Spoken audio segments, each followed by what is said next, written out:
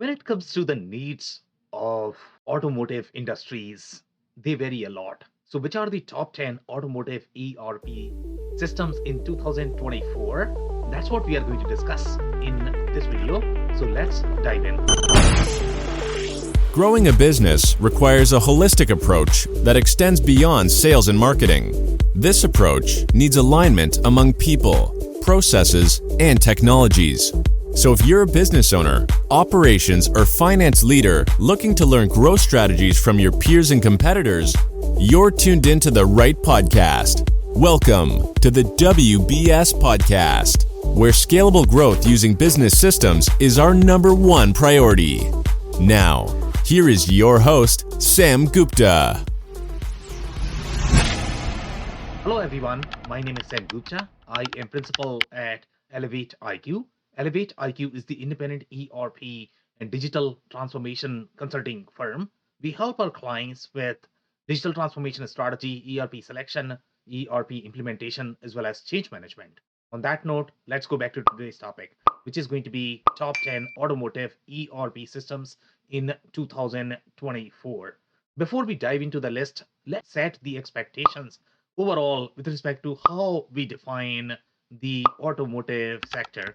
For the most part, these are going to be all of the companies that are going to be part of the automotive industry, which is going to be your OEMs, any of the tier ones, tier twos, suppliers, manufacturers, whether they are going to be in Toyota, Honda, or Ford ecosystems.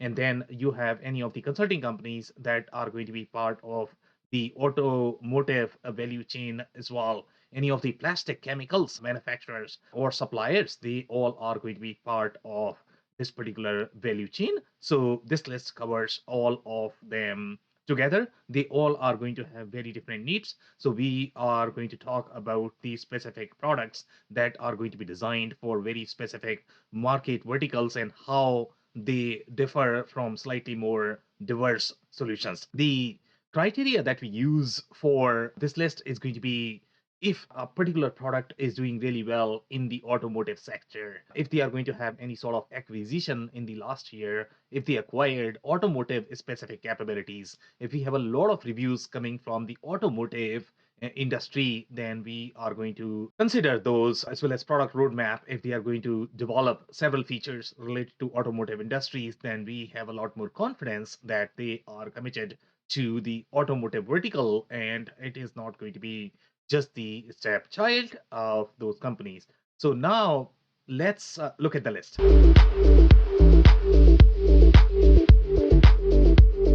So number 10 on our list is IFS. Last year we had Oracle Cloud ERP at this particular spot. When you look at IFS as a product, IFS is designed for very project centric industries.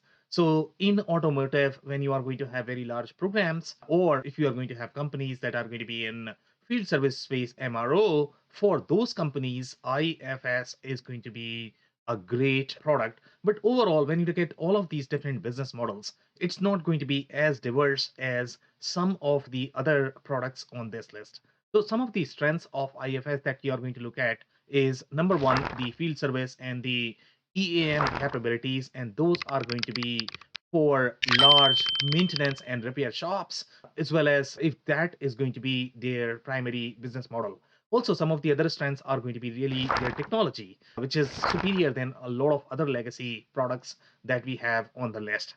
Their cons are going to be just the limited focus. They are not going to be as diverse. They are going to have the limited last mile capabilities for automotive. When you get into all of those deep scenarios, such as PPAP compliance, which can be very intertwined, and typically the transactions that are going to be at the tier one, tier two level, they are going to be very different. Their quality and compliance requirements related to OEMs, they are not going to have as many last mile capabilities. So overall, when you look at IFS, it could be a great solution for the upper mid-market companies if they are going to be primarily serving as the maintenance repair shops, or they are going to be in the aftermarket space, or it could be a best of breed solution for very large enterprises if they are looking for best of breed field service or the EAM capabilities. So that's where IFS fits in. So that's number 10.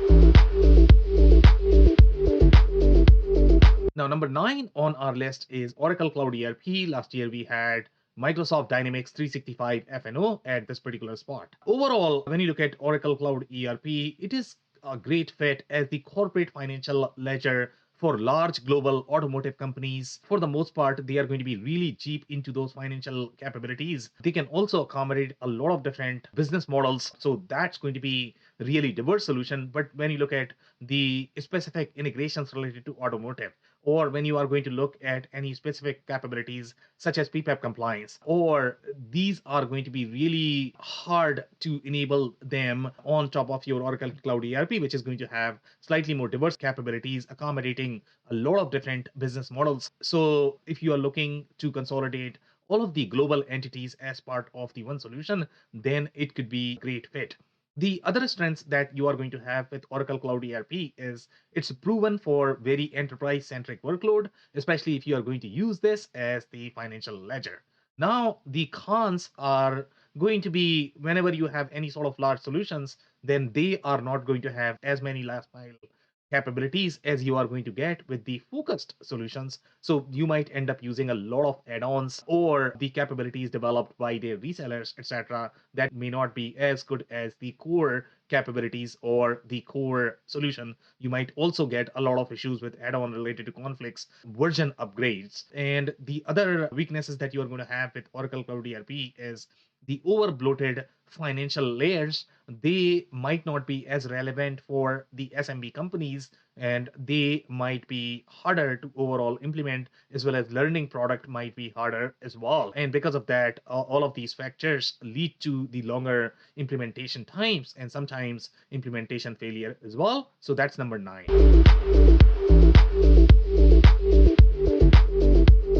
Now, number 8 on our list is Microsoft Dynamics 365 FNO. Last year we had SAP S4HANA at this particular spot. So this is going to have very similar positioning as your Oracle Cloud ERP, but it is targeted for slightly more upper mid-market companies, or it is going to be the lower enterprise automotive companies.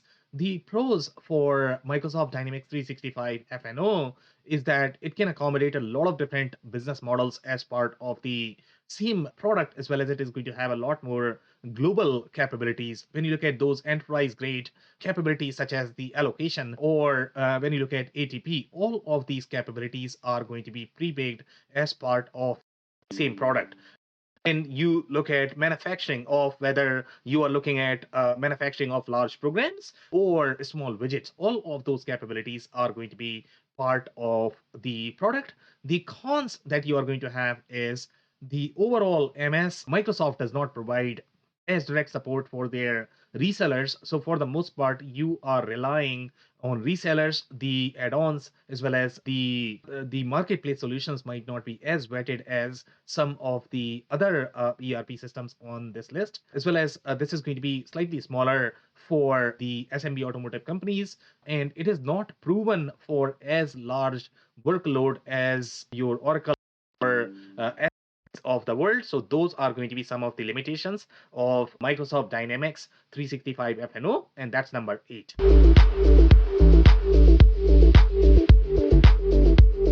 Now, number 7 on our list is SAP S4HANA. Last year we had IFS at this part. So SAP S4HANA is going to have very similar positioning as your Oracle Cloud ERP. The only difference between SAP S4HANA and Oracle is SAP S4HANA, the core data model as well as the capabilities are slightly geared more towards the product-centric industries, and that's where they are going to be slightly superior fit overall for the automotive companies. When you are looking at those large MRP workloads, when you have to accommodate all of these global entities in one database, and we are looking at the globalized capabilities as well as the transactional maps that SAP supports, that's where SAP's power is. The other power that SAP S4HANA is going to be the HANA itself. The database has been proven for those enterprise workloads. When you look at the depth of the transactions, that's where SAP S4HANA really shines. So overall, from the automotive perspective, it's slightly superior fit than the other larger solutions. Then the cons with SAP S4HANA are going to be, it is not right fit at the subsidiary level. So if you're using this as more of the corporate financial ledger, then SAP S/4HANA could be a great fit. But if you are simply using it as at the subsidiary level for the operations or for the plant level capabilities, you might get superior functionality as part of some of the other products in the two-tier architecture. But if you're looking for the global solutions where you can accommodate as much functionality as possible in one solution, that's where SAP S/4HANA really shines. Then the other limitations that SAP S/4HANA is going to be, just because of the complexity of these global processes, as well as the financial layers that you are going to have, the overall implementation time is going to be longer. It might be harder for teams if they are using the any ERP for the first time. SAP will probably take the longest just because of the complexity of the data model, but that complexity also helps with the data control. So for larger companies, it's a plus, but for smaller companies, it might be a little bit of negative. The final limitation is going to be it's going to be slightly more expensive than the other products. So that is also you need to keep in mind, and that's number 7.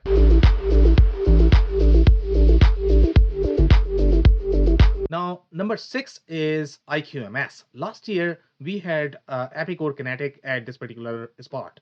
So IQMS is going to be in that focused category. For the most part, the way IQMS product is designed, it was originally designed for plastic manufacturers, but in the automotive space as well, you are going to have a lot of plastic manufacturers that are going to supply to your automotive OEM. So from the plastic manufacturing processes perspective, it could be a great fit. But when you look at any of the suppliers, manufacturers, if they have multiple business models as part of their business, then IQMS might struggle a little bit. It is going to be a great fit for those plastic centric processes, but it might not be as diverse. So overall, from the positioning perspective, you might use IQMS either at the subsidiary level, or you might use that if you are going to have pure play business model, which is not likely to change. Now, some of the other strengths that you might be looking at IQMS, you are going to have a lot more last mile functionality, and that is common with any of the focused solutions. That's where focused solutions differ from your generic solutions. So now the planning processes that you are going to have, the scheduling processes, they are going to be tailored for plastic centric industry. And then the integration with SolidWorks is going to be far superior as well, just because it is owned by the same parent company that they own SolidWorks as well. So overall, that communication is going to be far more seamless. Now, the cons with IKMS is their ecosystem is going to be limited. Again, that is very common with any of the focused products. The consulting base is super limited as well, and it's not going to be as diverse. So that's number 6.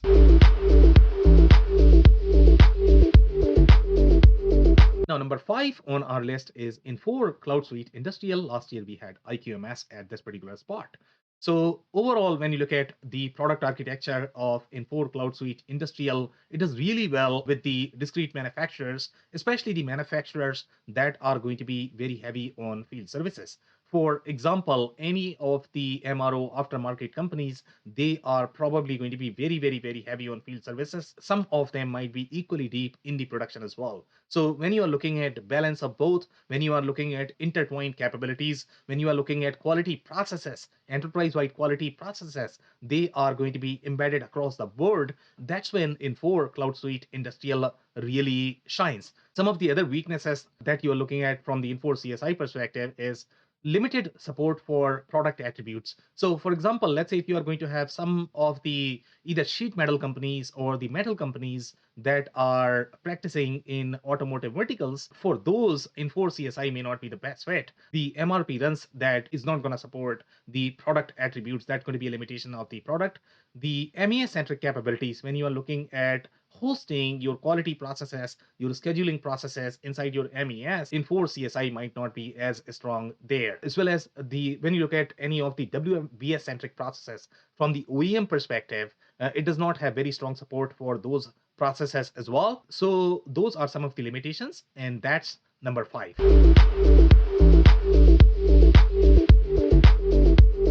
Number 4 on our list is Plex. Last year we had Infor CSI at this particular spot. So when you look at Plex would fall under that focused category as well. So it is going to be a great fit at the subsidiary level, or let's say you are looking at either medium-sized companies, and as long as you are going to have the pure play business model, that's where Plex might be a great fit. Now, the overarching perspective of Plex is it is going to have very deep compliance capabilities that are going to be designed from the perspective of Ford and Toyota, and then you are going to have any sort of joint planning capabilities that you are going to require related to these OEMs. That's where they are really strong. So if you are going to be a company in Ford or Toyota ecosystem, that's where you are going to get a lot more last mile capabilities that you might not find with any other solutions on this list. The other advantage with Plex you have is it's very MES first approach. The way it thinks about the quality processes, the shop floor processes, the way preventive maintenance is structured, it's very MES focused. So if you are going to be very heavy on shop floor, for the most part, a lot of automotive companies are going to be extremely active on shop floor. The way their production schedules are structured, they use skill set as a factor for those scheduling processes. So sometimes you are going to have those HCM capabilities that need to be factored in as part of the processes. That's where Plex really shines. The technology is superior as well with Plex because they were born in the cloud. So their technology is far more superior than some of the legacy products that we have on the list. Now, the cons with Plex is going to be it's a focused solution, so it's not going to be as diverse. And then consulting based, the documentation, etc., may not be as good as some of the other products, as well as the ERP layers that you are going to find with slightly more financial, global, diverse solutions. Those are not going to be present with Plex. So that's number 4.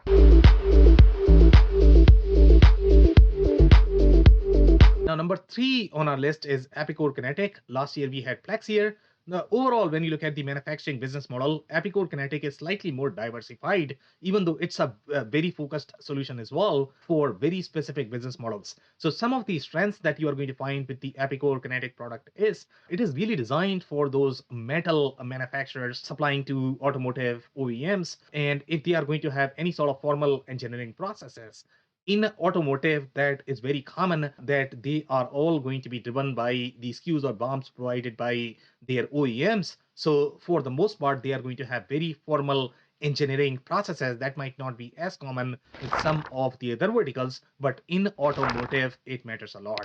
The other strength that we have with Epicor is the way their programs are designed, some of the large programs, and especially with automotive OEMs, you are going to have need for that. And typically, these capabilities are, if you look at some of the larger solutions, such as your Info-LN or IFS, they are going to have those capabilities. Those capabilities are very detailed in Epicor Kinetic as well. Now, some of the other strengths for Epicor Kinetic is the distribution-centric business models as part of your automotive ecosystem. So let's say if you have a manufacturer, they also are very deep into distribution planning, distribution commerce. Epicor Kinetic is good. It's not as pure play as some of the other solutions on this list. The weaknesses for Epicor Kinetic is going to be similar to the other focus solutions, such as your limited consulting base. It's not going to be as diverse as some of the generic solutions, as well as Epicor Kinetic is not as great fit for the large automotive companies just because of the limited financial layers. So when you get at that enterprise workload, when you are going to be needing a lot of different financial layers for many different countries, as well as when you have very complex financial processes, that's where Epicor Kinetic is probably not as well designed. It's probably not a fit there. But overall, those are the limitations for Epicor Kinetic, and that's number 3.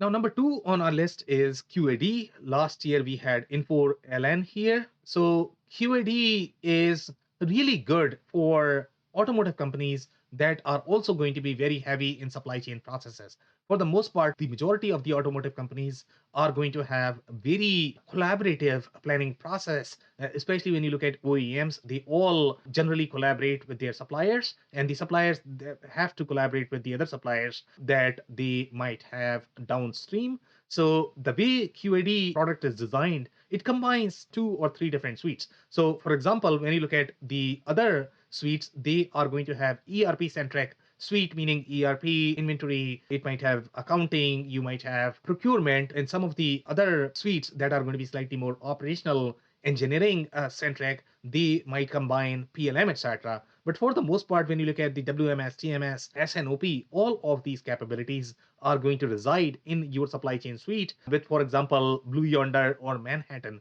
That's where QAD sort of differs because it combines a lot of those SNOP capabilities, a lot of WMS, TMS capabilities for the international trade compliance. So all of the planning as well as your transactional processes are going to be part of the same suite, and that helps automotive companies a lot because the way their planning works, it's very, very, very different from the other companies. You are going to have far more collaboration across the value chain compared to the other industries.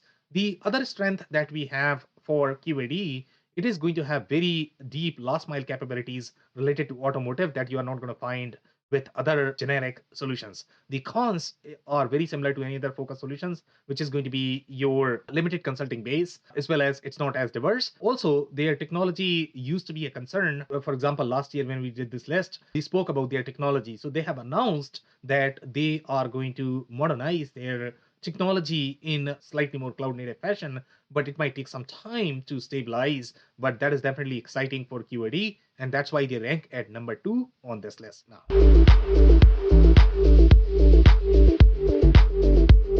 Now, number 1 on our list is Infor-LN. Last year we had QAD here. So one of the advantages with Infor-LN is this is probably one of the most diversified manufacturing solution that you are going to find for automotive verticals, and that is going to be diversified capabilities for that upper mid market as well as the lower enterprise segment. That's when Infor-LN is going to shine. It is going to have capabilities for most of the manufacturing modes, even though some of the smaller products are going to claim the capabilities for all of the modes. But when you look at the capabilities for those large programs that are going to be very long standing, they are going to have those WBS centric processes, but then you have the smaller jobs as well. So these two are very different. Infor-LN does a very good job of capturing all of those capabilities as part of one solution.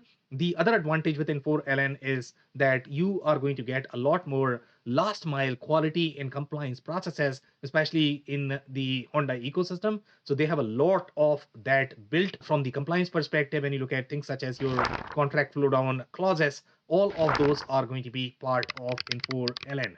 Now, some of the limitations that you have with Infor-LN, very similar to the other solutions. For example, Infor-LN is a focused solution that if you are going to use it as more of the corporate financial ledger, then you might not get as much value. The ecosystem is very limited. The consulting base is very limited as well. So those are some of the limitations of Infor-LN. If you enjoyed this video, we are also going to link the detailed article that is going to have far deeper insights. So you might want to check that. Also, if you prefer audio form, this podcast is also available on Spotify, Google, as well as Apple. So like and subscribe there. We publish these videos on a weekly basis. So you might want to like and subscribe there as well. Also, if you have not checked our digital transformation report for 2024, so check that out. On that note, thank you so much for tuning in. I'll see you in the next one. Thank you for listening to another episode of the WBS Podcast. Be sure to subscribe on your favorite podcasting platform so you never miss an episode. For more information on growth strategies for SMBs using ERP and digital transformation, check out our community at WBS.rocks. We'll see you next time.